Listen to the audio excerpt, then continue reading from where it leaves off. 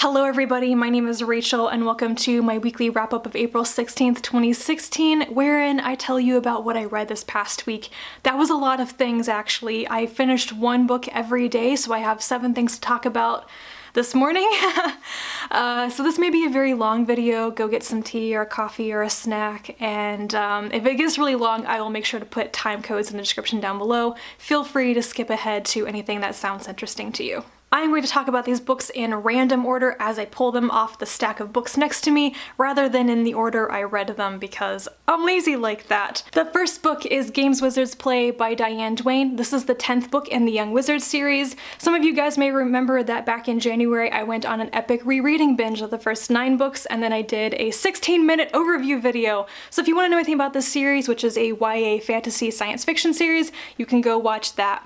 I'm going to be talking about this book in a separate video. I kind of want to segregate it and put it somewhere else in case people don't want to know anything about a book so late in a series, and I'm not going to try to avoid spoilers too much in that video. But in short, I love this book. It completely exceeded my expectations. I have pretty high expectations for this series and for Duane as an author, but this book was so good. I loved it. I gave it 5 stars, and I love so much about the decisions that Duane made in telling the story, the things that she included, the way she wrapped up some storylines. I loved it. In fact, it makes me so happy that I get kind of weird and gleeful when I talk about it for too long, so I'm going to put this book down now. Next is Questionable Content Volume 5 by Jeph. This is an ongoing webcomic. I have been reading it online since 2008 or before, and every once in a while a print volume comes out. There's no way that the print volumes are going to catch up with the online webcomic at this point, unless he puts out like 2 or 3 of them per year. I really love the webcomic. I don't read it as religiously online as I used to, but whenever a print volume comes out, I reread the comics and I really enjoy them. It's about a group of 20-somethings and all of their friends and their jobs and their lives. They live in Northampton, East Hampton, whatever town in New England that Jacques lived in before he moved to Canada. And there are robots, and I love it. As with a lot of webcomics, it has a specific style of art that is webcomic-y and not like comic booky, and I'm fine with webcomic art. Jeph is a self-taught artist. He really didn't know how to draw when he started doing the series, and at this point in Volume 5, he's really reached that level that's more advanced, like what's going on in the webcomic online today. You can see him come so far in teaching himself how to draw, and that's really cool. I also read Ammonite by Nicola Griffith, which is one of my favorite books of the week and another one that I gave 5 stars to. I love this. It was a slow burn.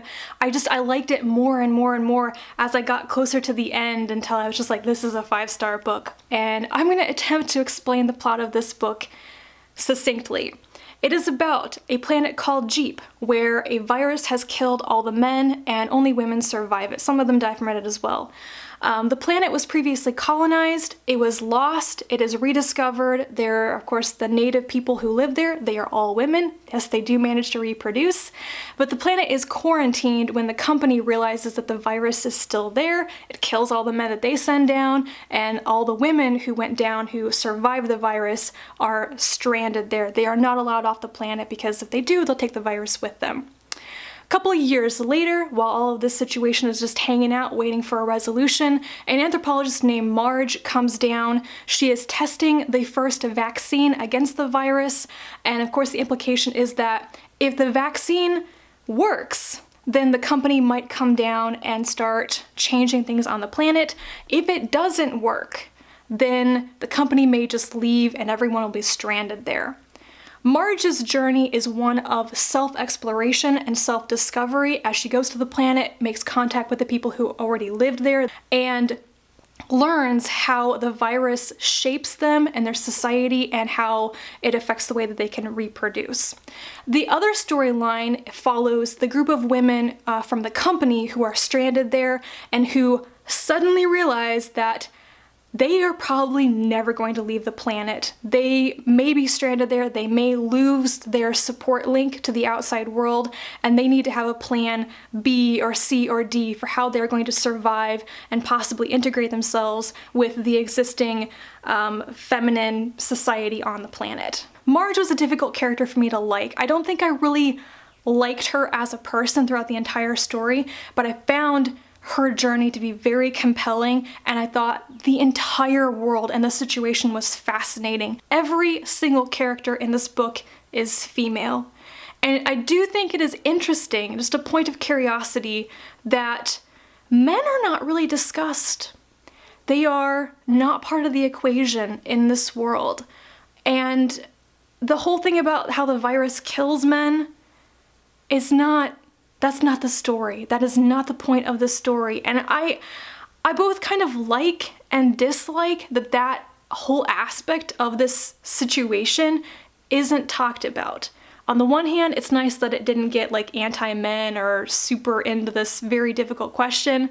But on the other hand, I have questions about how that would actually work. Like, why would a virus only kill the men and not be as fatal to women? This is a really well imagined and well explained, well written story, and I cannot wait to read more by Nicola Griffith. I wish I hadn't taken as long to read this book as I did. Next, I read Slow Bullets by Alastair Reynolds. This is a science fiction novel. It's gotten quite a bit of buzz, and thank you to Chris for sending me this copy so I could read it. I really enjoyed this. This is the first time I've ever read anything by Reynolds, and now I am really looking forward to reading Revelation Space because I just really like the way that Reynolds wrote this. The story begins at the tail end of a huge interstellar space war. Our main character, Skur, a woman, is captured by the other side, is in the process of being tortured by them, and then everything goes dark and they all wake up on a spaceship, who knows where, coming out of cryo sleep. They don't know where they are, they don't know who is on the ship with them, they don't know how they got there, they don't know what time it is either, they have no idea how much time has elapsed, and they can't make contact with anybody in the outside world. Reynolds really wrote it well, and he focuses the story very much on Skur and how she wants to take revenge on the man who was torturing her before lights out type of thing, who is also on the ship. And in a way, she's an unreliable narrator. The way that the story ends was not how I or any of the other characters expected it to, and I liked that. I also like that it kind of has a sense of optimism. The situation that the characters discover that they are in the middle of the story is really bleak and terrifying, and yet, even though this is a ship full of convicts and war criminals and soldiers who have nothing in common with each other and they have personal vendettas in some cases, they take the situation and actually end up doing something good about it, and I liked that. I love that this story didn't end up being as predictable as I thought it was going to be, given the initial premise, which I think has been done before, like in television shows as well as in books. Reynolds did take it in a different direction that helped it stay away from predictability, but at the same time, as I enjoyed it, I didn't love it. It wasn't amazing to me, maybe because I had built it up in my mind with some higher expectations and it just didn't quite meet them. So it was good. I gave it 4 stars, but it just didn't make the 5-star mark. I got back to the Fairyland series with The Boy Who Lost Fairyland. This is book 4.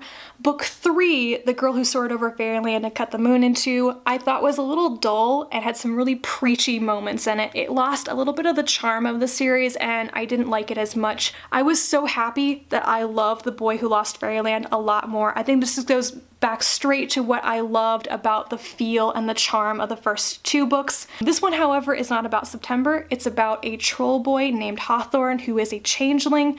He is taken from Fairyland and replaces a human boy in our world, and then he has to rediscover Fairyland and rediscover what he really is. There is a connection, of course, with September's storyline at the end of the story, and I'm really interested in reading the final book to see how it's all wrapped up, because I feel like we're really starting to move towards the end and the resolution for both September and now, I suppose, for Hawthorne. I am not clear on what the purpose is for having a different main character in this book, but I'm not going to complain because I thought it was really well done and I really loved Hawthorne. My recommendation is that if you were a bit disappointed in book 3 in this series, please forge on ahead to book 4 because it really recaptures and returns to the charm and the feel of the previous books, and it is not preachy at all. The last two books that I read were Athyra and Orca, which are books 6 and 7 in the Vlad Taltos series by Stephen Brust. This is an older fantasy series that I have been slowly working through. It follows Vlad Taltos, a human assassin who lives in the Dragaran Empire, and Dragarans are basically elves. They are very, very tall and they live for thousands of years. And this series, most of the books start off being Vlad's adventures with his assassin jobs and navigating the criminal underworld and rebellions in the capital city of Adralanka. Then, right before these two books, he makes a career change. It just completely changes the types of stories in the world, and I liked that. I was really curious about how the series would progress from that point, but Athyra was a snooze fest. It was so boring. It switches from the first person narration of Vlad to third person narration, and it follows basically a young Dragaran boy who's like a farm boy as he meets Vlad. So all of a sudden you're not privy to Vlad's thoughts, his plans, any of his snarky sassy dialogue with his little dragon familiar named Loyosh. And that was really missing. And instead, you follow a really, really boring farm boy. And the plot is also so boring, I'm not gonna recap it. I gave it 2 stars. It was so hard to get through. I almost fell asleep reading it a couple times. Then I read Orca, which was a lot better. It switches back to the first person narration of Vlad, interspersed with chapters from his friend, the thief Kyra, who also has a first person narration.